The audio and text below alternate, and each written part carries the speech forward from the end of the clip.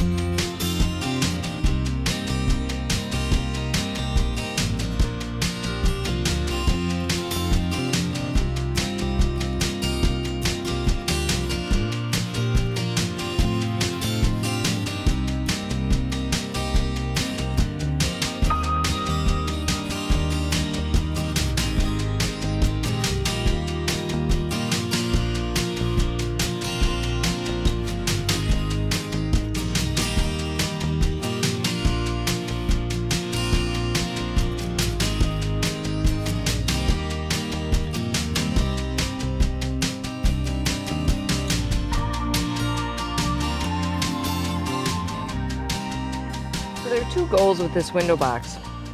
One is that color scheme wise, I really wanted it to be in colors that will blend well with very bright colors to the annual plantings that get done in the garden below it.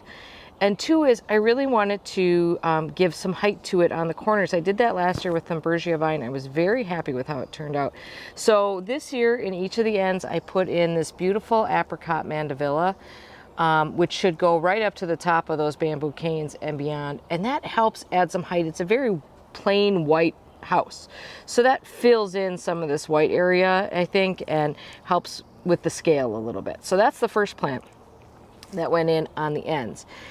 In the back, I have Verbena bonariensis meteor shower. It's a low growing Verbena bonariensis. I've done this before. It gets these sort of, there's only one little flower starting right now, but it gets these sort of pom-pom type flowers, and it will fill in quite a bit, but it's still nice and airy so we can still see out the window, which is important to me. As a centerpiece in the middle, we did this Blue Skies SUPERTUNIA. This is new this year. I love the color on it. It's definitely a sky blue. I mean, there's obviously some lavender color to it too, but it's kind of a sky blue with this yellow throat. And I think that works really well with what I have next to it, which is this lemon licorice plant, which will fill and spill a little bit.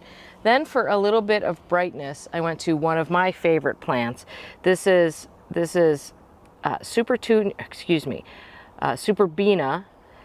Peachy ROYALE Peachy Keen, and I love these flowers. They start in this really bright coral color, and then they fade to this sort of peach apricot color, which I think works with everything. And then just to get, and that's on either side, and then just to get a little bit of a little bit more drape going on here, I put in this black heart sweet potato vine, which should fill in down there and add a little grounding. I didn't want this to get too light. Well, I hope you guys were able to see how I planted that up from that angle. But I mean, listen, you guys know how to plant, so you don't need me to show you how to stick plants in the dirt. But the one thing I will say is that I do not understand the displacement properties of potting soil. Why is it that every time I plant a container, I fill it up all the way to the top, and then I put plants in it, and yet there's still not enough potting soil at the end of the day, and I always have to add more. I don't know why that is. Anyways, it's one of life's great mysteries, I guess. Anyways, I am already loving how this looks. I'm loving this color combination. I think it's colorful but soft enough that it'll work well with all the brightly colored plants that I'm going to be putting below this. And I'm really liking the height that I'm getting from that mandevilla. I think it really helps break up this sort of wide expanse of white house that we have here. And I did leave some of the Mandevilla kind of hanging out a little bit because I think it'll become a trailer as well. So I think that'll be really pretty.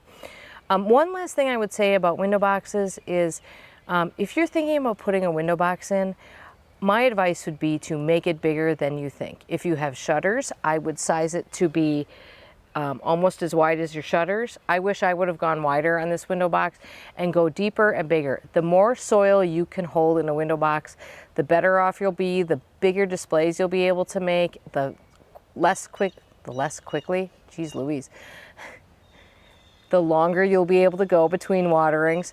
This one does have a self-water in it. It's just a water reservoir in it that I fill from a tube that's kind of hiding back there.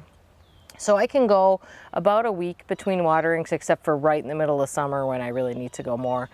And then of course I did mix some fertilizer in ahead of time, and I will fertilize this. Actually what I do is I do a water soluble fertilizer, and I pour it right into the self-watering thing. I'm not sure if that's right or not, but I pour that whole thing right into the reservoir, and I think that helps. It seems to have worked in the past. So anyways, I hope you guys enjoyed watching this, and we will definitely check in on how this is doing throughout the year. So have a great day. Hope you're doing something fun in your garden.